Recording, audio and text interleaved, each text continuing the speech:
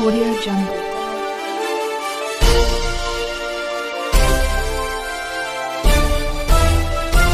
Audio Jungle. आदरणीय श्रीपाल सबनीस सरांना विनंती करते, आपण आपले विचार आम्हाला पोचवावेत। डॉक्टर श्रीपाल सबनीस सर हे ज्येष्ठ साहित्यिक आजच्या कार्यक्रमाचे उद्घाटक आहेत। त्यांनी आपले विचार, आपलं मार्गदर्शन आम्हाला करावं अशी आपणास विनंती करते। भारताच्या स्वातंत्र्य चळवळीमध्ये हुतात्मा झालेल्या सर्व देशभक्तांना मी वंदन करतो। भारताच्या संविधानाला मी विनम्र अभिवादन करतो। संविधानाचे शिल्पकार, निर्माते डॉक्टर बाबासाहेब आंबेडकरांच्या कर्तृत्वालाही मी वंदन करतो। तिरंगा झेंडा आणि भारतीय सार्वभौमत्व यांना मी विनम्र अभिवादन करतो।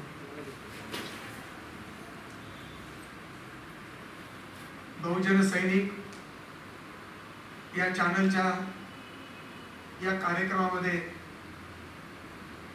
समाविष्ट झालेले कार्यक्रमाचे अध्यक्ष, बौद्ध धर्माचे व्यासंगी अभ्यासक आणि पाली भाषेचे तज्ञ सन्माननीय डॉक्टर दीबा बागुल, संविधानाची महत्त्वाची पावती म्हणून संत साहित्य विचाराचा आयुष्यभर विचार आणि आचार करणारे, त्या परंपरेचं प्रतिनिधित्व करणारे हरिभक्त परायण अशोक महाराज देहूकर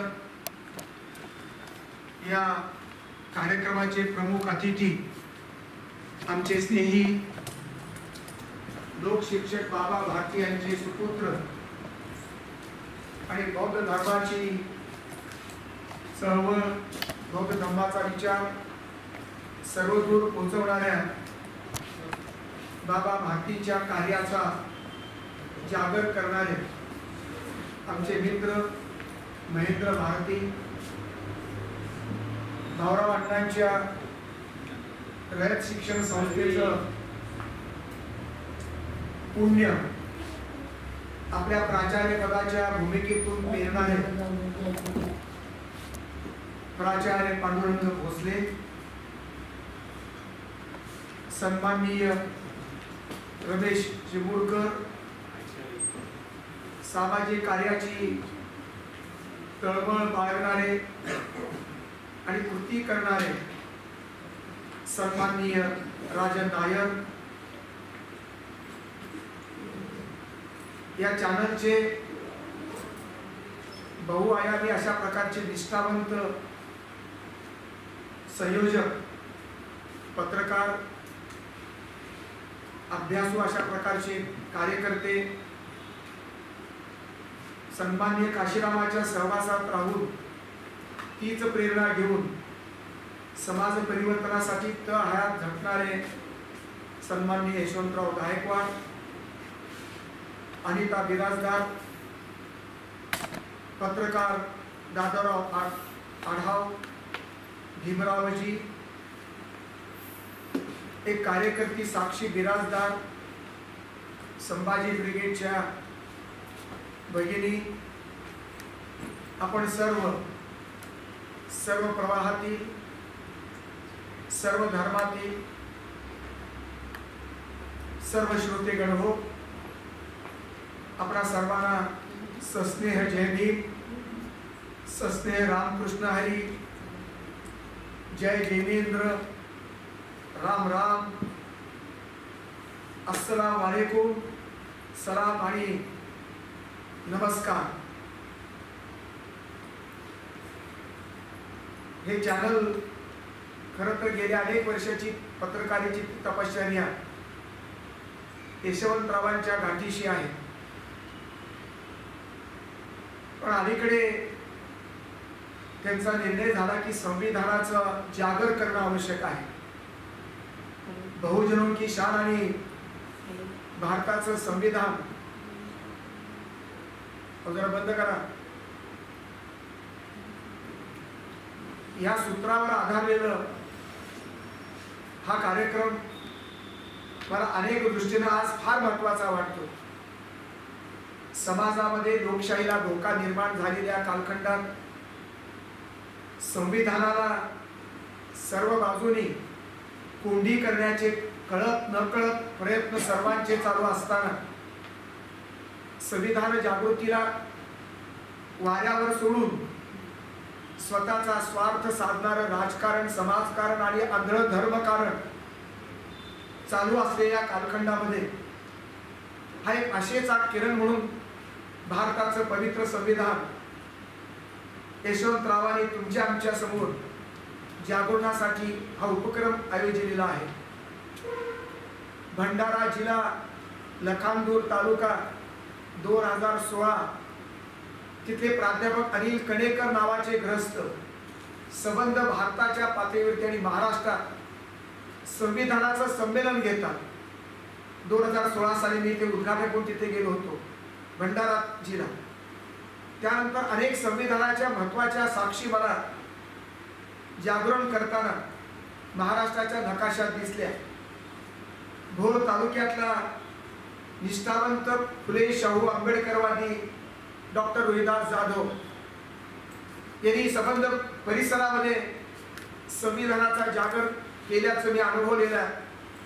त्याचबरोबर नांदेडचा प्राध्यापक डॉक्टर अनंत राऊत हा तर प्रत्येक श्वास संविधानाचा घेतोय अशी माझी समजूत झालेली आहे. सर्व स्थळामध्ये सर्व क्षणी ध्यानी मनी सर्व संविधानाचं मूल्य, संविधानाची तत्व तो आयुष्यात पेरतो आहे.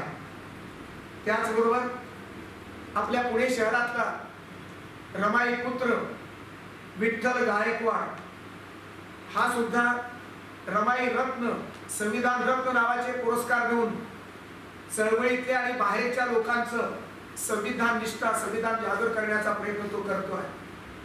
अशा छोट्या मोठ्या अनेक कार्यकर्त्यांच्या मधून ही संबंध चळवळ चालू आहे.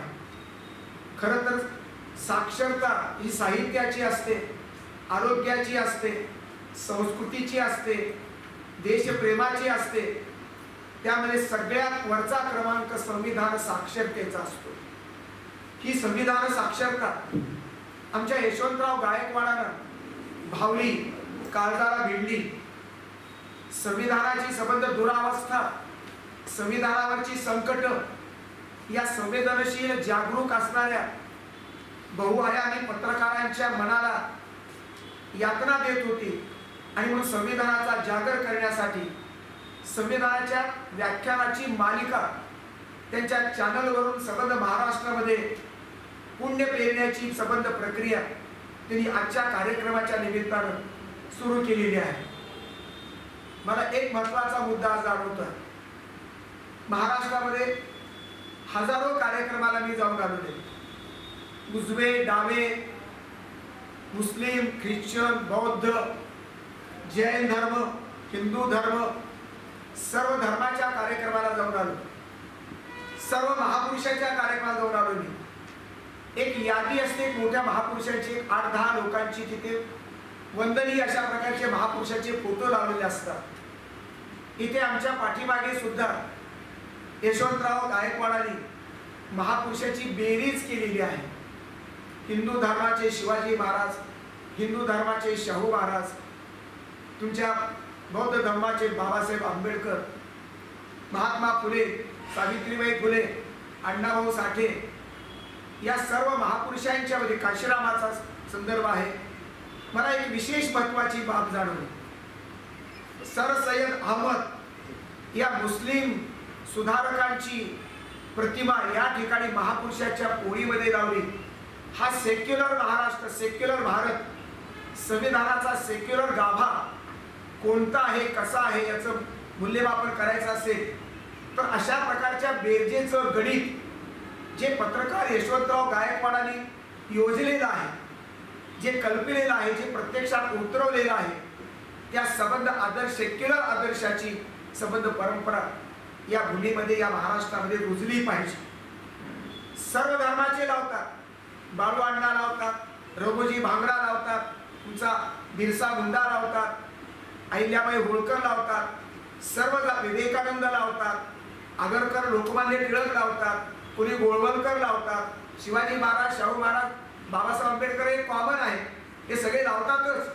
पण यामध्ये मला विशेष अभिनंदनाची बाब मी मानतो की जिथे मुस्लिमांच्या विरुद्ध या देशातल्या संविधानाच्या, सेक्युलर संविधानाच्या साक्षीनं आक्रमक हिंदू धर्म निर्माण करून जो खरा धर्म नसतो, खरा धर्म संतांचा, खरा धर्म ज्ञानेश्वराचा, खरा धर्म तुकारामाचा, खरा धर्म चोखा मेहळ्याचा, खरा धर्म नरहरी सोनार, गोरा कुंभार, मुक्ताचा, संत मुक्ताबाईचा, खरा धर्म तुकडोजी महाराजांचा, खरा धर्म गाडगे महाराजांचा, आणि अशा प्रकारच्या या हिंदू धर्माच्या साक्षीनं एक आक्रमक हिंदुत्व निर्माण करून मुस्लिमांच्या विरुद्ध दहशत निर्माण करण्याचा प्रयत्न राजकीय शक्ती आणि धार्मिक शक्तीच्या बेरजेतून हा प्रयोग येतो आहे.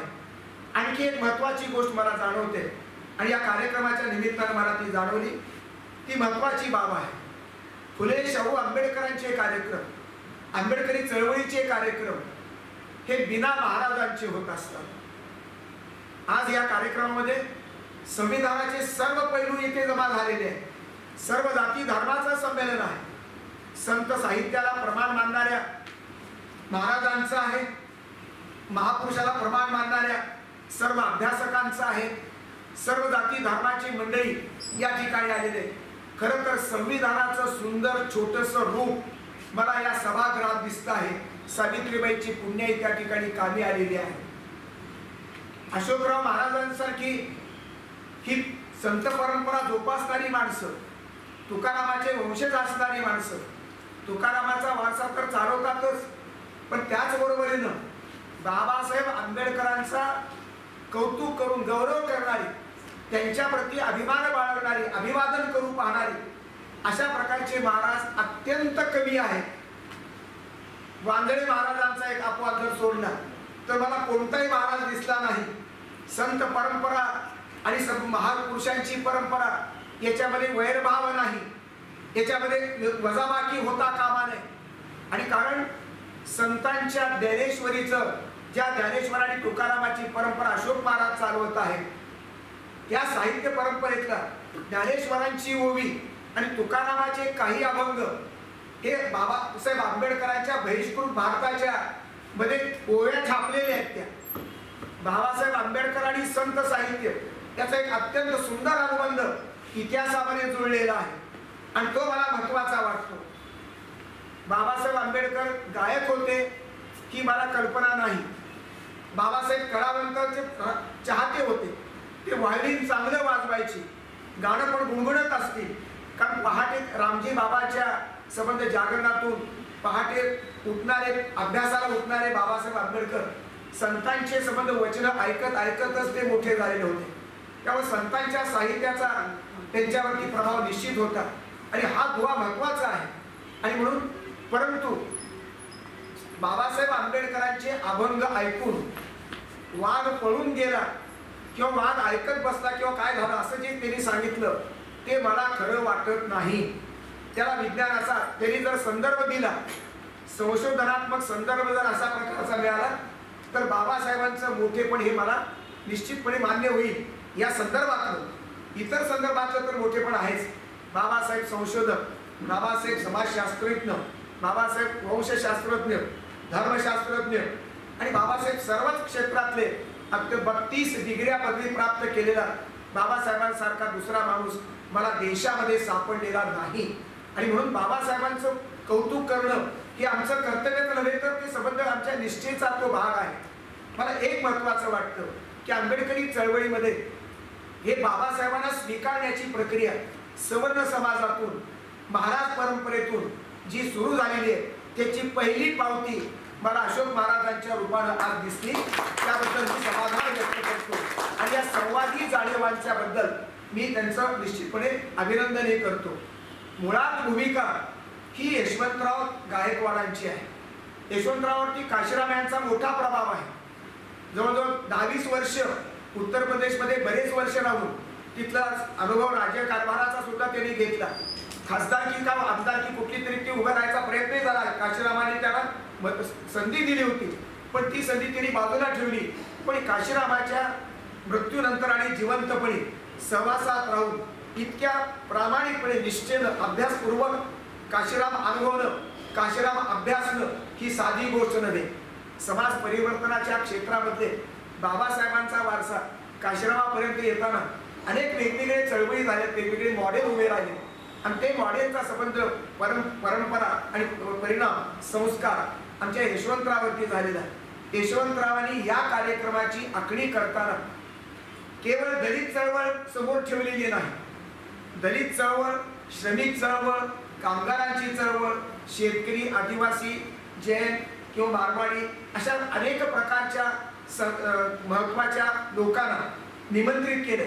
योगेश बहल नावाचे ग्रस्त बहुतेक मारवाडी किंवा जैन असतील काहीतरी, त्यांना अध्यक्ष केलेलं आहे. त्यांनी माझ्यासारखा एक सामान्य माणूस आहे, पण त्याला उद्घाटन केलं. महेंद्र भाऊ भारती आमचे निष्ठावंत आंबेडकरवादी आहे, निष्ठावंत बुद्धिस्ट आहे. अशा डोळस अभ्यासकाला त्यांनी या ठिकाणी निमंत्रित केलं. महाराजांचं कर्तृत्व तर संत साहित्याच्या संस्कारातून उदयाला आलेला आहे आणि म्हणून संत साहित्याचा प्रवाह, दलित साहित्याचा प्रभाव हे संबंध एकत्र करत असताना त्यांनी आपली मूळ जाणीव जी आहे, परिवर्तन ही मूळ जाणीव आहे. महापुरुष अनेक आहेत, महापुरुषांनी लोककल्याणकारी विचार दिला, लोककल्याणाची कृती पेरलेली आहे. कृतीची परंपरा आणि विचाराची परंपरा जी संत साहित्याने दिली, जी महापुरुषांनी दिली. संतांना जात धर्म नसतो. संत हिंदू धर्माचे नसतात, मुस्लिम धर्माचे नसतात, ख्रिश्चन धर्माचे नसतात. ते धर्माची चौकट ओलांडून ते सर्व मानवतेचे असतात. महापुरुषालाही जात धर्म नाही, देश सुद्धा नसतो. नेल्सन मंडेलाला कुठला देशाच्या मर्यादा रोखू शकतात? मार्टिन लुथर किंगच्या संबंध कर्तृत्वाला कोणता देशाच्या भिंती अडवू शकतात? अब्राहम लिंकनला कोणता देश अडवू शकतो? बाबासाहेब आंबेडकरांचा विचार फक्त भारताच्या चौकटीमध्ये पाहू शकतो का? विवेकानंदाचा विचार हा भारतभर आणि भारताच्या बाहेर जाऊन पोहोचणार आहे. गांधीतला महात्मा एका देशाचा नसतो, तो सर्व देशाचा, सर्व लोकांचा असतो.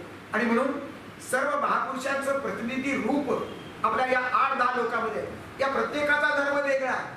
हिंदू धर्म आहे, बौद्ध धर्म आहे, महात्मा फुलेंनी स्वतंत्र सत्यशोधक धर्म स्थापन केला, सार्वजनिक धर्म स्थापन केलेला आहे. आणि म्हणून सर्व धर्माच्या वेगवेगळ्या प्रवाहातले महापुरुष एकत्र करणं, जे सर्व धर्मातल्या चांगुलपणाची बेरीज करणं, महापुरुषांना एकत्र बांधणं, एकत्र करणं. एक महापुरुष, एक धर्म, एक सांस्कृतिक प्रवाह, एक देश केवळ सत्यवादी असू शकत नाही. सत्यासाठी सर्व येणाऱ्या दिशा आहेत, वैदिक आणि अवैदिक. त्यांनी संबंध एक चांगला भूमिका घेतलेली आहे. या व्याख्यानमालेमध्ये त्यांनी संबंध इतिहास जाणून घ्यायचा आहे आणि इतिहास नव्या पिढीला सांगायचा. मान्यवर जवळजवळ 1000 लेखकांची, वक्त्यांची भाषणं यानंतरच्या टप्प्यामध्ये होणार आहे. एक जागरच आहे, राष्ट्रीय जागर. हिंदी आणि मराठीच्या संदर्भात ते करू इच्छित आहे. जागरणातून प्रबोधन होतं. आजपर्यंत प्रबोधन झालं, पण ते चौकटीबद्ध प्रबोधन झालं, ते दूषित प्रबोधन झालं. प्रबोधनाची दिशा हुकलेली आहे. एवढे महापुरुष आपल्याकडे असताना, ठीक आहे, काही उजव्या लोकांना तुम्ही महापुरुष मानू नका, ते बाजूला ठेवा. लोकमान्य टिळकांच्या बद्दल काही मतभेद असतील ते बाजूला ठेवा. सावरकरांच्या बद्दल काही मतभेद, धार्मिक मतभेद त्यांना बाजूला ठेवा. पण फुले, शाहू, आंबेडकरांसारखी माणसं, शिवाजी राजासारखा राजा, महात्मा गांधीसारखा महात्मा, बसवेश्वरासारखा महात्मा किंवा बिरसा मुंडासारखे आदिवासी, अशा प्रकारचे क्रांतीवीर, राणी चन्नम्मा, राणी दुर्गावती, अशा प्रकारच्या संबंध महापुरुषांच्या बेरजेतून हा संबंध देश घडवलेला आहे. आणि म्हणून एकच महापुरुष पुरू शकत नाही, किती मोठा असो. एक महापुरुष सर्व प्रश्नांची उत्तरं देऊ शकत नाही. महापुरुषाच्या कालखंडामध्ये जेवढा प्रश्न त्याला समजले, जेवढे प्रश्न उपस्थित होतात, त्याच प्रश्नाची उत्तरं देण्याचा प्रयत्न महापुरुष आपल्या बुद्धिवादी भूमिकेतून तो करत असतो. पण महापुरुष माणूस असतो आणि माणसाला हात, पाय, डोकं एवढंच असतं, यापेक्षा ॲडिशनल काही नसतं. एका विशिष्ट कालखंडामध्ये, एका विशिष्ट क्षेत्रामध्ये महापुरुष हा योगदान देत असतो आणि म्हणून तो महापुरुष असतो. सामान्य माणसाच्या मर्यादा वजा करून तो महापुरुष होतो, पण महापुरुष झाला तरी तो माणूस असतो, म्हणून सामान्य माणसाच्या मर्यादा संपूर्णपणे झुगारू शकत नाही. उठणं बसणं बोलणं हे काही साधी गोष्टी एक एक वाक्य विधान होत असतात. आता आगरकर आणि टिळकांच्या संबंधात जर कोणी महापुरुष मानत असेल तर एकमेकाशी भांडत असताना ते महारोगी म्हणतात, गंजीवरचा महारोगी म्हणतात एक जण, आणि दुसरा म्हणतो कुत्रा. टिळक आणि आगरकरांची ही भाषा आहे. तशी अनेक महापुरुष वेगवेगळ्या पद्धतीनं बोलत असतात. त्यांच्यातला सामान्य माणूस बोलतो आणि सामान्य माणसाचे बोलणं, सामान्य माणसाचे विचार हे महापुरुषाचे विचार नसतात. म्हणजे प्रत्येक आयुष्य जगलेल्या महापुरुषाच्या आयुष्यातला प्रत्येक शब्द महापुरुषपणाच्या पातळीचा नसतो, तत्वज्ञानात्मक नसतो. आणि म्हणून आपल्याला महापुरुषांची मर्यादा वजा करून त्यांचं सामर्थ्य एकत्रित केलं पाहिजे, हा मला महत्वाचा विचार वाटतो. या विचाराच्या जागरामध्ये आमचे यशवंतराव गायकवाड रमलेले आहेत. अनेक महापुरुष आणि अनेक वक्ते ते येणार आहेत. त्या वक्त्यांमध्ये त्यांनी विषय वेगवेगळे ठेवले. एक आहे आर्य आणि अनार्य, द्वंद्व आहे आपल्याकडे. आर्य संस्कृती आणि आर्यांची संस्कृती. अनार्य इथले होते, द्रविडी इथले होते, भारतातले मूळ रहिवासी. त्या संबंध नागवैद्य वंश आहे, आदिवासींचा वंश आहे, आणि आर्य बाहेरून आले अशा प्रकारचा सिद्धांत टिळकांनीच मांडल्यामुळं तो नाकारता येणार नाही. पण नीर वराड पांडे नावाचे ग्रस्त नागपूरचे, त्यांनी मात्र टिळकांच्या या सिद्धांताला विरोध केला की हे आर्य हे बाहेरचे नसून इथलेच आहेत. आता याच्यातला हे खोल गुहा आहे. भूतकाळाच्या गुहेमध्ये शिरून आपल्याला त्याचा शोध घेणं हे महत्वाचं आहे. संशोधकांनी जरूर संशोधन करावं, पण संशोधनाचा निर्णय जो झाला, निष्कर्ष येतील त्याला चिकटून राहून त्याच्यावरती दुराग्रह करणं हे योग्य नाही. सत्याकडे जाण्याच्या अनेक पद्धती आहेत, वेगवेगळ्या भाषा आहेत, वेगवेगळ्या भूमिका सुद्धा आहेत. राजा रजवाड्यांचा इतिहास हा राजा रजवाड्यांचा इतिहास आहे. ब्राह्मणांनी लिहिलेला शिवाजी महाराजांचा इतिहास आणि ब्राह्मणेतरांनी त्याचा अर्थ लावलेला हे वेगवेगळं आहे. जातीनिहाय इतिहास असतो, धर्मनिहाय इतिहास असतो, देशाच्या भूमिकेतून लिहिलेला इतिहास असतो. आणि म्हणून इतिहासामध्ये एकच सत्य वेगवेगळ्या पद्धतीनं काम करत असतं. बौद्ध आणि हिंदूचा संघर्ष झाला, बौद्ध आणि हिंदूंचा संवाद झाला. आक्रमक मुसलमान इथे आलेले, अल्लाउद्दीन खिलजी असो, गजनी असो, मोगल असो, या सर्व लोकांनी इथे आक्रमण केलेलं आहे इथल्या मूळच्या सगळ्या धर्माच्या वरती. पण हे आक्रमण करत असताना त्यामध्ये समतेचा विचार मांडलेला आहे. म्हणूनच महात्मा फुल्यासारखा महात्मा माणूस ख्रिस्त मोहम्मद मातंगाने त्या ब्राह्मणाशी धरावे पोटाशी आयुष्यभर ब्राह्मणांचा विरोध करणारा महात्मा फुलेसारखा माणूस या अखंडामध्ये, या अभंगामध्ये अशी रचना करतो की मातंगाशी पोटाशी धरावे. महाराशी म्हटलं नाही, आदिवासीशी म्हटलं नाही, ब्राह्मणाशी पोटाशी धरावे म्हणतो, ख्रिस्ता पोटाशी धरावे म्हणतो, आणि तुमच्या महम्मदाशी पोटाशी धरावे. मुसलमान, ख्रिस्त, ब्राह्मण आणि मातंग या चारच लोकांना पोटाशी धरावे म्हणतो. मग हा महात्मा कसा संकुचित आहे का? हे प्रातिनिधिक स्वरूपाच्या जाती आहे. धर्माचे प्रतिनिधी म्हणून इस्लाम धर्म, मोहम्मद पैगंबरांच्या संदर्भातलं साने गुरुजींनी, ब्राह्मण साने गुरुजींनी मोहम्मद पैगंबरांचं गुणगान गाणं, चरित्र लेखन केलंय, रसाळ भाषेत केलंय. आता जमाती इस्लामीच्या मी कार्यक्रम जाऊन आलो औरंगाबादला, तिथल्या मुस्लिम लोकांनी साने गुरुजींचं चरित्र हे मोहम्मद पैगंबराचं चरित्र रिप्रिंट केलेलं आहे. ते गौरव करतात. तुकाराम आणि आपल्या संत परंपरेतल्या अनेक संतांचे फोटो बाहेर लावले होते. तुमच्या काय ते मशिदीच्या बाहेर मुस्लिमांचा संबंध तिथे संदर्भ आहे. ते हज निवास आहे. हज निवास मध्ये प्रवेश करताना मला धक्का बसला. संतांच्या मूर्ती आणि खाली ओळे लिहिले, मोहम्मद पैगंबरांचं गुणगान अनेक संतांनी केलेलं आहे. त्याचे पुरावे दिले त्यांनी. साने गुरुजींनी तर केलंच, विनोबांनी केलेलं आहे आणि जगातल्या अनेक लोकांनी केलेलं आहे. त्यामुळे मुस्लिम धर्मात सुद्धा सत्यांचा अंश आहे. मोहम्मद पैगंबरांच्या संदर्भातलं गुणगान महात्मा फुले सुद्धा करतात आणि महात्मा फुलेंनी स्वतंत्र एक धर्म स्थापन केला जो सार्वजनिक सत्य धर्म आहे. महात्मा फुलेंना गुरु मानणारे बाबासाहेब आंबेडकर कबीराला गुरु मानतात, शाहू राजाला गुरु मानतात. पण शाहू राजाचा हिंदू धर्म बाबासाहेब आंबेडकरांनी स्वीकारला नाही. शाहू महाराज हे परिवर्तनवादी आहेत, 50% तुमचे आरक्षण देणारे आहेत, हे सगळं सत्य आहे. पण शाहू महाराज हे वेदांती आहेत. दयानंद सरस्वतीचा वेदांताचा संबंध त्यांनी सभेचं अध्यक्षपद त्यांनी घोषवलंय. वैदिक सभेचं अध्यक्षपद घोषवून त्यांनी संबंध त्यांना विचार सुद्धा दिले. जे ब्राह्मणेतर चळवळीचं नेतृत्व करणारे शाहू महाराज, सत्यशोधक परंपरेचा वारसा चालवणारे शाहू महाराज आणि वैदिक समाजाचं वर्णव्यवस्था मानणारे शाहू महाराज. वर्णव्यवस्था गुणकर्मशः मानतात. ते जातीवाला मानत नाही, जन्मावाला मानत नाही. गांधी सुद्धा वर्णव्यवस्था प्रमाण मानतात, पण ते गुणकर्मशः मानतात. आणि म्हणून महापुरुषांना किंवा महात्म्यांचे विचार समजून घेण्यासाठी अभ्यासाची गरज आहे. आणि या अभ्यासाची दिशा एक भूतकाळाचा भाग आहे. भूतकाळातला संबंध इतिहास जसाच्या तसा विवेकपूर्ण भूमिकेतून आपल्याला तपासावा लागेल. तुम्हाला सापडलेलं सत्य सत्य असेल याची शाश्वती देता येत नाही. ते निर्विवाद सत्य नाही. आणि म्हणून बौद्ध धर्माच्या ऱ्हासाच्या संदर्भात अनेक थेरी दिलेले आहेत, अनेक आपापल्या भूमिकेतून मांडलेले आहेत. ते सत्य समजून घेत असताना त्याचा काउंटर सत्य कोणतं आहे ते समजून घेतलं पाहिजे. पण आर्य अनार्य संघर्ष असो, द्रविड आणि आर्याचा संदर्भ असो, मुस्लिम आणि हिंदूंचा संघर्ष असो, आदिवासी आणि हिंदू प्रस्थापित हिंदूंचा संघर्ष आहे.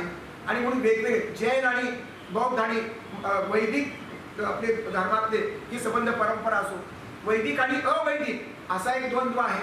वैदिकामध्ये अनेक पंथ आहे, नाथ पंथ आहे, मानव पंथ आहे, वेगवेगळा वारकरी पंथ आहे, तुमचे अनेक पंथ आहेत. आणि म्हणून वेगवेगळ्या पंथांच्या संदर्भातली मांडणी, तत्वज्ञानात्मक मांडणी अनेकांनी केलेली आहे. स्वामी विवेकानंदांनी हिंदू धर्मातल्या ब्राह्मणवादावर जेवढी एवढी मोठी टीका केली आहे, ती कोणतीही टीका, इतकी जहरी टीका, इतकी वस्तुनिष्ठ टीका मी कुठेच ऐकलेली वाचलेली नाही. म्हणून विवेकानंद हिंदू धर्माचे असून सुद्धा हिंदू धर्माच्या सूत्र ज्याच्या ब्राह्मणाच्या हातात आहे त्या ब्राह्मणवादाला अत्यंत टोकाच्या अशा प्रकारचा विरोध त्यांनी केलेला आहे. बसवेश्वर महात्मा, यालाही महात्मा म्हणतात, हा पहिला लोकशाहीवादी माणूस आहे. या देशाच्या लोकशाहीच्या परंपरेमध्ये 13व्या-12व्या शतकामध्ये लोकशाहीची संबंध स्थापना करणारा हा पहिला भारतीय आहे. आणि म्हणून 2013च्या ब्रिटिश पार्लमेंटमध्ये या बसवेश्वराचं अभिनंदन केलं त्यांनी. या लोकशाहीचं अनुभव मंडप नाही, अनुभव मंडप ही संकल्पना बसवेश्वराची संकल्पना, ती लोकशाहीला जन्म देणारी संकल्पना आहे. त्या बसव कल्याणच्या अनुभव मंडपामध्ये सर्व जाती धर्माचे लोक एकत्र येत होते. तुमचा गुराखी येत होता, महाराणी काश्मीरची येत होती, तिथला संबंध गायक येत होता, शेतकरी येत होता, ब्राह्मण येत होता, दलित येत होता. तिथे जात पात नव्हती. आणि म्हणून बसवेश्वराचा विचार हा लोकशाहीवादी विचार आहे. आणि म्हणून पार्लमेंटमध्ये बसवेश्वराचा पुतळा तिथल्या थेम्स नदीमध्ये काठावर प्रस्थापित केला. आणि बसवेश्वराचं गुणगान करणारा, मंजूर करणारा ठराव, त्याचा अभिनंदन करणारा ठराव तिथे मंजूर झाला. ब्रिटिश पार्लमेंटमध्ये पहिली लोकशाही तिथे जन्माला आली. या लोकशाही देशानं भारतातल्या बसवेश्वराचं हे गुणगान गाणं ही अत्यंत महत्वाची बाब आहे. आणि म्हणून बाबासाहेब आंबेडकरांच्या संविधानाच्या परंपरेचा इतिहास पाहत असताना बसवेश्वर आपल्याला विसरता येत नाही. शिवाय बसवेश्वरानं दलित मुलगी, चांबाराची मुलगी आणि ब्राह्मणाचा हरळे आणि मधुवैया यांचे लग्न लावलेलं आहे. तुमच्या या चॅनलच्या आमच्या अनिताताई कुठे त्या सुद्धा लिंगायत असल्याचं मला कळलं की लिंगायत एकच बहिणी मला दिसली की जे आंबेडकर चॅनलशी, आंबेडकरी विचाराशी एकरूप झालेलं पाहतो. ती परंपरा बसवेश्वरापर्यंत जाऊन पोहोचते. आणि म्हणून बसवेश्वराचा विचार हा समतावादी विचार आहे. कायिक व कैवल्य म्हणणारा बसवेश्वर आहे. श्रमाला महत्व, श्रम हेच तुमचा, श्रमामध्येच स्वर्ग आहे. श्रम आणि स्वर्गाची फारकत न करता श्रमाच्या संकल्पनेमध्ये स्वर्गाचा आनंद दाखवणारा बसवेश्वर किती महान आहे. आणि देव हे मंदिर, हेच देव मंदिर, देहालय आहे. हे मंदिर आहे, यापेक्षा देव दुसरीकडे नसतो. आणि समता प्रस्थापित करणारा हा बसवेश्वर आहे. या सर्व प्रवाहात बसवेश्वर देव मानतो, बुद्ध देव मानत नाही. महावीर जैन अनेकांतवाद, महावीराचा अनेकांतवाद हा म्हणजे लोकशाहीचं मूळ आहे. ते एका गोष्टीकडे पाहण्याच्या विचार करण्याच्या वेगवेगळ्या पद्धती असू शकतात, वेगवेगळ्या विचारधारा असू शकतात, म्हणजे अनेकांतवाद.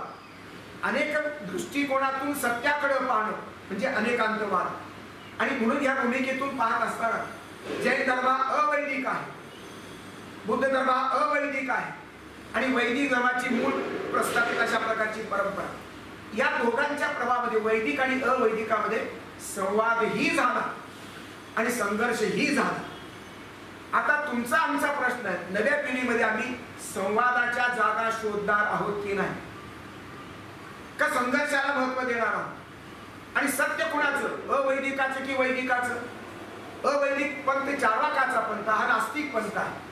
बुद्ध विचार हा नास्तिक विचार आहे, मार्क्सचा विचार हा नास्तिक विचार आहे, जैनांचा विचार हा नास्तिक विचार आहे आणि वैदिक विचार हा आस्तिक आहे. हिंदू आणि मुसलमानांचा संघर्ष परंपरागत चालू आहे, हजारो वर्षापासून चालू आहे. तरी सुद्धा दोन्हीही पंथ ईश्वर मानतात. ख्रिश्चनिटी ईश्वर मानते. ईश्वर मानणाऱ्या देशांची आणि लोकसंख्या सगळ्यात मोठी आहे. 300 ख्रिश्चन, 200 कोटी मुसलमान, 100 कोटी हिंदू, हे सगळे ईश्वर मानतात आणि बाकीचे धर्म हे ईश्वर मानत नाही. आता हे अशा प्रकारचे संघर्ष आहे. ईश्वर महत्वाचा आहे का? माझ्या दृष्टीने ईश्वर महत्वाचा नाही. संत परंपरा ईश्वराचं अस्तित्व मान्य करते, पण ते अत्यंत तुकाराम हा रंजल्या गांजल्यामध्ये ईश्वर पाहतो आहे. आणि म्हणून वेगवेगळ्या विचार, गाडगे महाराजांचा संबंध संतत्व हे दगडाच्या मध्ये काय भरलेले आहे? मिस्त्र्या त्या गवंड्याने दगड देवपण दिलं, त्याच्या भाजीपाला असा मिळत, भाजीपाला देव आहे का असं तो म्हणतो आहे. निर्गुण निराकार ही कल्पना. ईश्वरामध्ये सुद्धा 2 प्रवाह आहेत आस्तिकामध्ये, एक ईश्वरवादी, एक आपल्या सगुणवादी, एक निर्गुणवादी. एक माधवाचार्याचा द्वैत पंथ आणि अद्वैत पंथ एक दुसरा. अशा अनेक परंपरा आहेत, अनेक विचारधारा आहेत. या विचाराच्या झंझाटामध्ये जायचं की नाही तुम्ही ठरवा. त्याचा अभ्यास जरूर झाला पाहिजे. पण प्रश्न आम्हाला आजचे वर्तमानाचे महत्वाचे वाटतात. संविधानाला चॅलेंज उभं राहिलेलं आहे. काल आणि परवापर्यंत, आज सध्या या क्षणाला महाराष्ट्रातल्या संबंध मुंबईमध्ये जरांगे पाटलाचं मराठा वादळ तिथे सुरू झालेलं आहे. सरकारची कोंडी झालेली आहे, अनेकांचे संबंध बेचिराग झालेले आहे. आता या निमित्तानं महाराष्ट्राचं पर्यावरण, सामाजिक पर्यावरण, फुले शाहू आंबेडकर ही आपल्याला फ्रेज आवडते, आपल्या काळजातली फ्रेज आहे, मलाही ती खूप आवडते. आता फुले वेगळे झाले, शाहू महाराज वेगळे झाले आणि बाबासाहेब आंबेडकर वेगळे झाले. अनुयायी अगोदरच वेगळे पण केले. जे स्वार्थी अनुयायी आहेत फुल्यांचे, बाबासाहेबांचे आणि शाहू महाराजांचे, कुण्याही महापुरुषांचे अनुयायी हे स्वार्थी काही असू शकतात. ते आपल्या महापुरुषांचा पराभव करण्याचं सामर्थ्य त्यांच्या स्वार्थामध्ये असतं. आणि म्हणून महापुरुषाला चांगले निस्वार्थ अशा प्रकारचे अनुयायी मिळणं हे महापुरुषाचं भाग्य आणि समाजाचे भाग्य असतं. महापुरुषाला त्याच्या जातीमध्ये बुचकळून काढण्याचा प्रयत्न अनेक अशा प्रकारचे अनुयायी करतात. आणि म्हणून महापुरुषाचा पराभव होत नसतो, विचारांचा पराभव नाही, पण अनुयायी मात्र आघाडीवर असतात.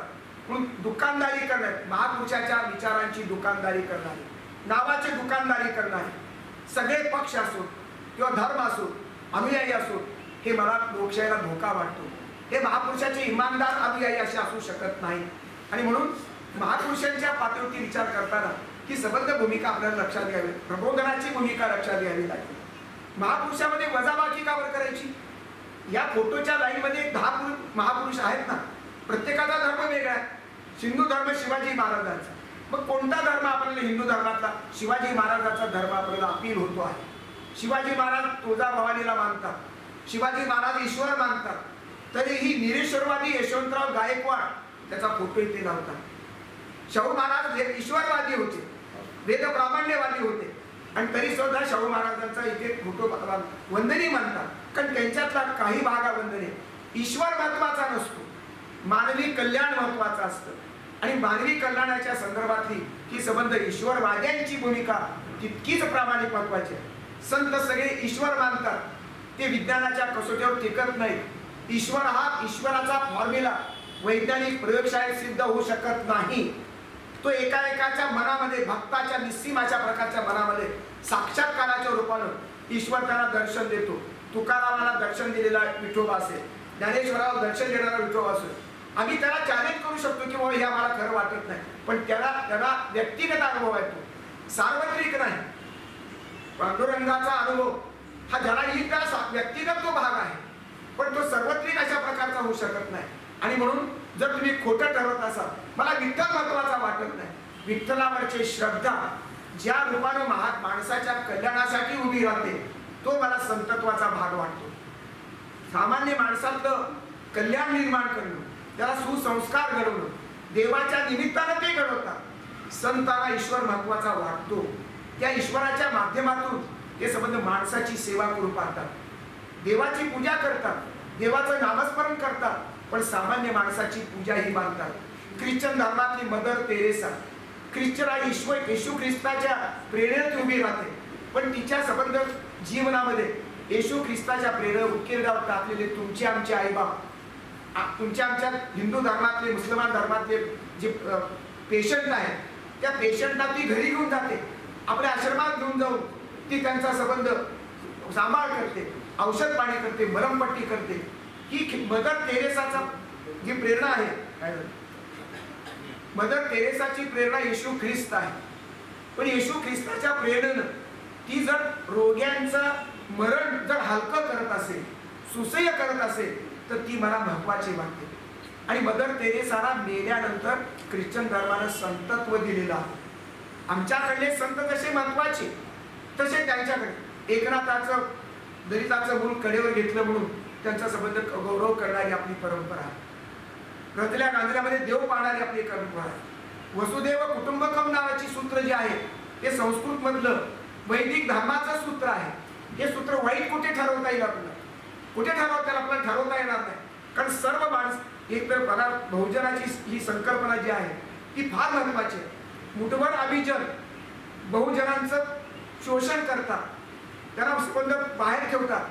2000 वर्षापासून बीसीच्या बाहेर राहणारे संबंध वेगवेगळ्या कनिष्ठ जातीतली माणसं हे वर्णव्यवस्थेचं सगळं भूत डोक्यावर बसून ब्राह्मणी परंपरेनं, ब्राह्मणशाहीनं हे पाप केलेलं, सांस्कृतिक पाप केलं, सामाजिक पाप केलं, आर्थिक पाप केलं.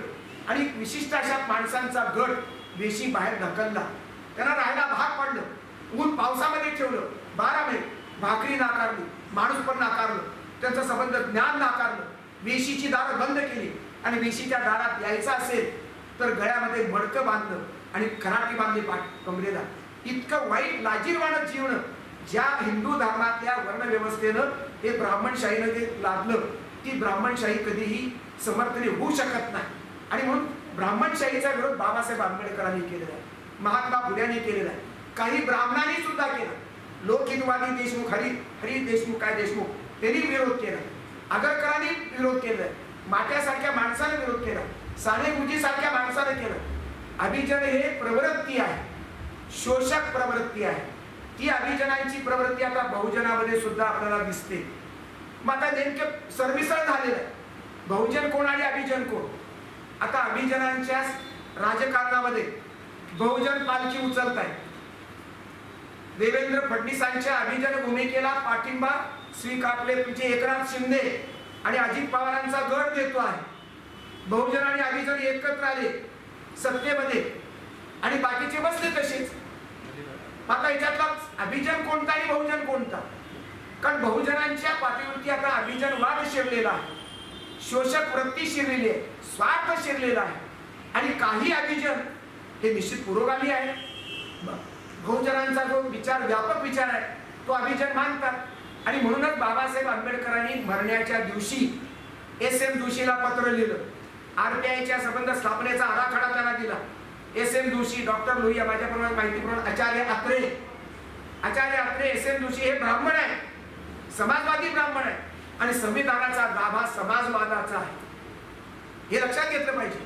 आता दुसरे एक आहे, बाबासाहेब आंबेडकरांमध्ये 3 रूप दिसतात. एक सेक्युलर आंबेडकर आहे, एक संविधानवादी आंबेडकर आहे, दुसरे बुद्धिस्ट आंबेडकर आहे. बुद्धिस्ट आंबेडकर आणि सेक्युलर आंबेडकर आणि समाजवादी आंबेडकर यामधली सीमारेषा किती पाळायची किती नाही. आणि म्हणून सगळा भारत बौद्धमय करीन अशा प्रकारची घोषणा करत असताना बुद्धिवादी भारत, मी बुद्धिस्ट नाही, पण बुद्ध धर्माची तत्व मला आवडतात, मला आचरणामध्ये सुद्धा महत्वाची वाटतात. व्यभिचार न करणं, चोरी न करणं किंवा दारू न पिणं ही बुद्ध धर्माची वैशिष्ट्य आहे. बुद्ध धर्माचं पंचशील मी आचरणात आणतो आणि म्हणून मी बुद्ध धर्माची दीक्षा न घेता सुद्धा मी खरा बुद्धिस्ट आहे. ही भूमिका महत्वाची आहे. गाभा समजून घ्यायला पाहिजे. ब्राह्मणाचे मंत्र आणि ते कुणाचे बनतेचे मंत्र हे महत्वाचे नाही, ते विशिष्ट अशा प्रकारच्या त्या परंपरेचा भाग आहे. आणि म्हणून ईश्वरवादी एक धर्म आहे.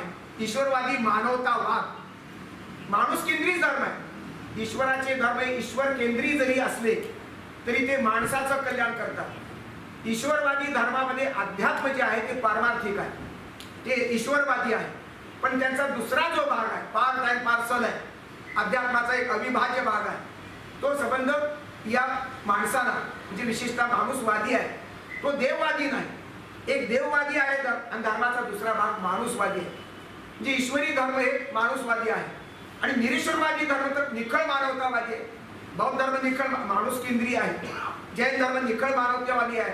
परंतु अभिजनांच्या संदर्भामध्ये बौद्ध धर्म अभिजन नाही, पण आता जैन आणि ब्राह्मण किंवा हिंदू धर्मातले प्रस्थापित हे अभिजनवादी आहे.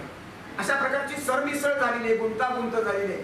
आणि म्हणून या बाबतीत विचार करताना ईश्वरवादी मानवतावाद आणि निरीश्वरवादी मानवतावाद हे दोन मानवतावाद मला महत्वाचे वाटतात. संविधानाच्या दुसरी गोष्ट, संविधान फरक करत नाही. हिंदू धर्माला संख्या मोठी आहे म्हणून संविधान वेगळं स्पेशल केस करत नाही. मुस्लिम धर्म अल्पसंख्याक आहे, जैन धर्म अल्पसंख्याक आहे म्हणून त्याला पक्षपात करत नाही. संविधानाला धर्मच नाही. संविधानाचा धर्म भारतीयत्व, संविधानाचा धर्म सत्य, संविधानाचा धर्म मानवता. आणि म्हणून आपण संविधानवादीच बनलं पाहिजे. आपली संस्कृती धार्मिक आहे. हिंदू धर्माची संस्कृती, इस्लामची संस्कृती या धार्मिक संस्कृती चौकटीतल्या, पण संविधानाची संस्कृती निर्माण करणं हे भारतीयासाठी फार आवश्यक झालेलं आहे. आज छोटे छोटे उद्या ब्राह्मणाची संस्कृती, माळ्याची संस्कृती, धनगराची संस्कृती, आदिवासीची संस्कृती, मुसलमानाची संस्कृती, सिया मुसलमानाची संस्कृती, पुन्हा सुन्नी मुसलमानाची संस्कृती, अहमदी मुसलमानाची संस्कृती, कॅथोलिक ख्रिश्चनाची संस्कृती, प्रोटेस्टंट, अशा प्रकारची जर तुकडे तुकडे केले तर भारताचे अगणित तुकडे होतील. आणि म्हणून जातीनिहाय अशा प्रकारची दृष्टी, जातीनिहाय नागरिकत्व हे चूक आहे. भारताचं नागरिकत्व हे स्वयंपूर्ण आणि स्वयंभू अशा प्रकारचं समृद्ध नागरिकत्व आहे. ते एका धर्माचं नागरिकत्व असू शकत नाही, ते एका देशाचं नागरिकत्व आहे. आणि या देशाच्या नागरिकत्वाला व्यापक अशा प्रकारचं रूप आहे, चौकट आहे. विश्व धर्माची चौकट आहे, विश्व माणुसकी, विश्व संस्कृती, विश्व साहित्य आणि विश्वात्मक शांतता या ध्येयवादानं भारावलेलं नागरिकत्व भारतात निर्माण होण्याची गरज आहे. संविधानामध्ये अनेक गोष्टी आहेत, संविधानाची कर्तव्य आहेत, संविधानाची काही कलमं आहेत, ती मला महत्वाची वाटतात. आणि म्हणून संहिता समतेचा अधिकार जो माणसाला दिला तो कलम 14 ते 18, भेदभाव नसावा अशा प्रकारचं जे काय आहे, कलम नंबर 15, समान संधीची संबंध भूमिका कलम नंबर 16 मध्ये आहे, राज्यघटनेच्या कलमामध्ये आहे. अस्पृश्यता निवारणाचं कलम 17 आहे, स्वातंत्र्याचा अधिकार कलम 19 आहे, शोषण विरुद्ध अधिकार कलम 23 आणि 24 आहे, धर्म स्वातंत्र्य प्रत्येकाच्या श्रद्धेचं स्वातंत्र्य आपल्याकडे आहे ते कलम नंबर 25 ते 28 आहे, सांस्कृतिक शैक्षणिक अधिकार कलम 39 आहे, न्याय अधिकार कलम 32 ते 35 आहे आणि कलम 40, 41, 42 म्हणजे आरक्षणाचा संदर्भ आहे. ही संबंध कलमांची जी मांडणी केली ते बाबासाहेबांचं कर्तृत्व येणाऱ्या 1000 पिढ्यांनी सुद्धा त्यांचे उपकार भेटू शकत नाही, इतकं मोठं कर्तृत्व संविधानाच्या संदर्भात भारतामध्ये. शेजारचं पाकिस्तान 70-75 वर्षात बेचिराग झालेलं आहे. भुकेमारीनं संबंध, उपासमारीनं संबंध, आर्थिक व्यवस्थेमध्ये जर्जर झालं, पण भारताची संबंध भूमिका संविधानाच्या एका सूत्रावरती बांधलेली आहे. आणि म्हणून भारताचं संविधान हा प्राण आहे, तो बहुजनांचाच प्राण नाही, तो अभिजनांचाही प्राण आहे. आपण जी थीम वापरली ते एका अर्थानं मी त्याचं स्वागत करतो, पण ते मला अपूर्ण वाटतं. भारतातले बहुजन आणि अभिजन हे दोन्हीही संविधानाला समान आहेत. आपण सोयीसाठी अन्याय करणारा अभिजात वर्ग आपण दूर लोटतो आहोत. त्यांच्याशी आपण संघर्ष करणं आवश्यकच आहे. पण आता तो गुंतागुंतीचा प्रश्न निर्माण झाला की जर संविधान आपल्या अभिजनांची पालखी जर आम्ही डोक्यावर घेतल्या, सगळ्या बहुजनांनी घेतली, तर मग आपण कुणाला दोष देणार? त्या पालखी घेणाऱ्या बहुजनांना देणार आहोत की अभिजनांना देणार आहोत? म्हणून आत्मपरीक्षण करणं आणि परीक्षण करणं दोन्हीही प्रकार अपेक्षित आहेत. सर्व विचार प्रवाहांची तपासणी, कडक तपासणी करावी, सत्याला स्मरून करावी, विवेकाधारित करायला पाहिजे, वस्तुनिष्ठ विचाराच्या अंगाने करावी. म्हणून भारतातले बहुजन आणि भारतातले अभिजन हे दोन्हीही संविधानाला समान आहेत. अभिजन वर्गातल्या श्रद्धेला बाबासाहेबांनी स्वातंत्र्य दिले की नाही? हिंदू धर्माला नोटीस दिली, हिंदू धर्म मरण्यापूर्वी 3 महिने टाळला, बाजूला सारला, ते आवश्यक होतं. कारण त्या धर्माने संबंध बाबासाहेबांच्या आजोबा पंजोबाचा संबंध, जमातीचा जातीचा घात केला, गरिबांचा घात केला, विश्वासघात केला, धर्माच्या नावानं अधर्म रुजवलं, संस्कृतीच्या नावानं संबंध अधर्म आणि अन्याय केला. आणि म्हणून बाबासाहेबांनी धर्मांतर केलं, ते बरोबरच झालं, योग्य झालं असं मी मानतो. आणि म्हणून बाबासाहेबांचा विचार संविधान निर्माण करताना जी बाबासाहेबांची भूमिका आहे ती मात्र व्यापक आहे. ती एका धर्मापुरती मर्यादित नाही. हिंदूंना हिंदूंचं स्वातंत्र्य आहे, इस्लामला इस्लामचं स्वातंत्र्य आहे, जैनाला जैनांचं स्वातंत्र्य आहे आणि बुद्धाला बुद्धाचं स्वातंत्र्य आहे. ईश्वर मानणाऱ्याचं स्वातंत्र्य आहे, ईश्वर न मानणाऱ्याचं स्वातंत्र्य आहे. इथे ईश्वर मानणारी काही माणसं आहेत, इथे ईश्वर न मानणारी माणसं आहेत. आणि म्हणून मंचावरती मला समृद्ध अशा प्रकारचा दोन्ही विचारांचा संगम आणि मिलाप वाटतो. असाच मिलाप यशवंतराव गायकवाडांची ही भूमिका तळमळ आहे. सबंध समाज हा समतेने जगावा, सुखा समाधानाने जगावा, सह अस्तित्व आणि सहजीवन हे आनंदाने घालवावं, यासाठी प्रयत्न करणारा हा छोटा प्रयत्न पण मोठ्या अशा प्रकारच्या तळमळीतून तो आलेला. हा प्रयोग महाराष्ट्रापुरता पुण्यापुरता मर्यादित नाही. किती तळमळ केली. यशवंतरावांच्या संबंध धडपडीला मी सलाम करतो. कारण लोक बोलवण्यात एकटा माणूस फार ओळख नसावी त्यांची मला वाटतं, पण जेवढे ओळखीचे माणसं आले, मी खरं तुमचं श्री मानणार आहे. श्रोत्यांचं, रसिकांनी जी उपस्थिती त्याला मिळालेली या कार्यक्रमाला, ती मला महत्वाची पावती वाटते. तुमच्यापैकी प्रत्येकाच्या विवेक बुद्धीला मी नमस्कार करतो, जय भीम करतो. कारण ही भूमिका अशा माणसाची तळमळ समजून घेणारा समाज हा आवश्यक आहे. संवेदनशील समाज पाहिजे. आणि संवेदनेशिवाय माणसाला माणूस पण येत नाही, माणूस पूर्ण होत नाही. बुद्धाने संवेदनशीलता शिकवली आहे. बुद्धाने माणूसाला माणूस बनायला सांगितलेलं आहे. आणि म्हणून देव याविषयी चर्चा करत नाही. बुद्धाने सांगितलं नाही देव आहे की नाही. त्याला प्रश्न विचारले, तो काहीच उत्तर देत नाही. याचा अर्थ प्रश्न विचारणारा मूर्खपणा आहे. ज्या नसलेल्या गोष्टीबद्दल कशाला आपण चर्चा करायची? आपण असलेल्या माणसाबद्दल आपण चर्चा करू, माणसाच्या कल्याणाचा विचार करू. म्हणून त्यांनी पंचशील दिलं आणि त्यांनी अष्टांग मार्ग सांगितले. या भूमिकेतून बुद्ध वावरतोय. बुद्ध अवैदिक, जैन अवैदिक, दोन्ही धर्माचं संवाद नाहीये. चार्वाक सुद्धा भौतिकवादी आहे, बुद्ध भौतिकवादी आहे. पण चार्वाकाचा अतिरिक्त भौतिकवाद, भोगवाद हा बुद्धाला मान्य नाही. तृष्णा नाशाचा मुद्दा बुद्धाने जरी मांडला तरी तो मर्यादित अर्थाला आहे. प्रकृती समजून घेऊन बुद्ध मांडतात. अधिक वैज्ञानिक पद्धतीचा तो विचार करतो आहे. आणि म्हणून लोकांच्या संबंध देशात, लंका असो, जपान असो, तुमचे व्हिएतनाम असो, अशा देशापर्यंत बुद्ध जाऊन पोहोचला, जैन धर्म जाऊन पोहोचला नाही. जगामध्ये बुद्ध धर्म पोहोचला पण आपला जैन धर्माचा विचार नाही पोहोचला. जैन धर्म अहिंसक आहे. मला मान्य आहे की किडा मुंगी सुद्धा बनू नये, माणसाचं मन दुखवू नये हे इस्लाम सांगतोय. माणसाचं मन दुखवलं, भावना दुखवली तरी ती हिंसा. एका माणसाचा मारणं म्हणजे संबंध मानवतेला मारणं हा मोहम्मद पैगंबरांचा विचार आहे. किती आपल्याला सांगू मी, सर्व धर्माचं चांगुलपण, सर्व धर्मात चमत्कार आहे, सर्व धर्मामध्ये जादू टोना असं गूढता काहीतरी आहे, ते मला मान्य नाही. मी विज्ञानाच्या कसोटीवरती, बुद्धिवादाच्या कसोटीवरती जे उतरतं ते मी स्वीकारतो. आणि म्हणून सर्व धर्माची चिकित्सा करणं महत्वाचं वाटतं. संत साहित्य, संबंध दलित साहित्य आणि एकूण ग्रामीण साहित्य असो, वेगवेगळे प्रवाह असो, हे सोयीसाठी केलेले, या सगळ्यांच्या मधनं सामर्थ्य एकत्र करणं मला महत्वाचं वाटतं. आणि म्हणून हा प्रयोग जो पुण्यात सुरू झालेला आहे हा सर्व अर्थाने महत्वाचा आहे. भौतिक दृष्टीने महत्त्वाचं आहे, शांतता मिळण्याच्या दृष्टीने महत्त्वाचं आहे. आज तिसऱ्या महायुद्धाचे ढग जमा होत आहे. युक्रेन आणि रशिया, तैवान आणि चीन, अमेरिकेचा संबंध 30 नाटोंचं राष्ट्र झालेलं अमेरिका बलाढ्य, भारत आणि पाकिस्तानचे भांडे लावतोय तोच ट्रम्प आणि तोच शांत करण्याचा प्रयत्न करतो. पुन्हा 50% क्रेडिट लावतोय तो. अशा प्रकारचं शोषण मोठी राष्ट्र शोषण करतायत, लहान माणसं आणि लहान राष्ट्र सुद्धा त्याच्यात भरले जात आहेत. अशा परिस्थितीमध्ये शत्रू असलेल्या चीनशी संगनमत करून रशियाच्या मध्यस्थीनं आपलं अस्तित्व टिकवणं हे भारताला महत्त्वाचं आहे. असे अस्तित्वाचे प्रश्न आहेत. धर्माने संबंध अस्तित्व माणूस बिघडलेला आहे. धर्मानं किती चांगलं केलं हे एक वेगळा हिशेब आहे, पण धर्मांधतेनं माणूस बिघडला. हिंदू धर्माची धर्मांधता असो, इस्लामचा दहशतवाद असो, ख्रिश्चनांचा संबंध अज्ञान असो, या सर्व धर्माच्या संबंध अंधश्रद्धेनं संबंध माणसाचं वाटोळ झालेलं आहे. अशा परिस्थितीमध्ये संतांची बेरीज, विवेकाची बेरीज, चांगुलपणाची बेरीज, महापुरुषाच्या सामर्थ्याची बेरीज हीच आपल्याला वाचवू शकते. आणि ही संबंध बेरीज संविधानामध्ये आहे.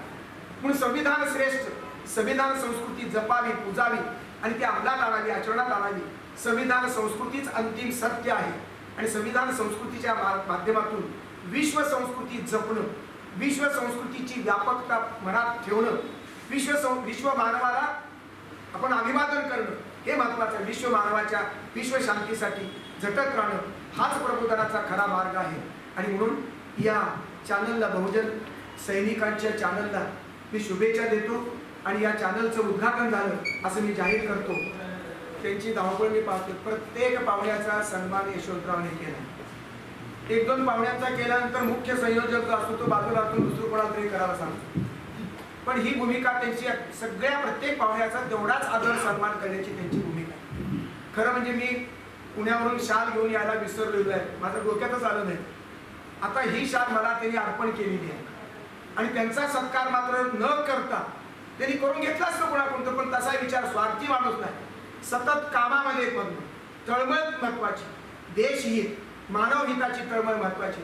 अशा या व्यापक जाणीवेच्या आमच्या मित्राला, पत्रकाराला मी त्यांनी अर्पण केलेली माझी शाल त्यालाच अर्पण करतो आणि आपला सत्कार सन्मान त्यांनी घ्यावा अशी मी विनंती करतो.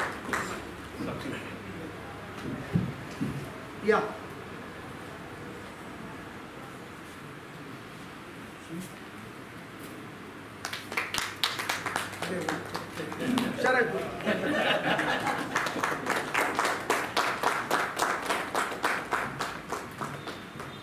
शुभेच्छा. तो चांगली कल्पना दिसत.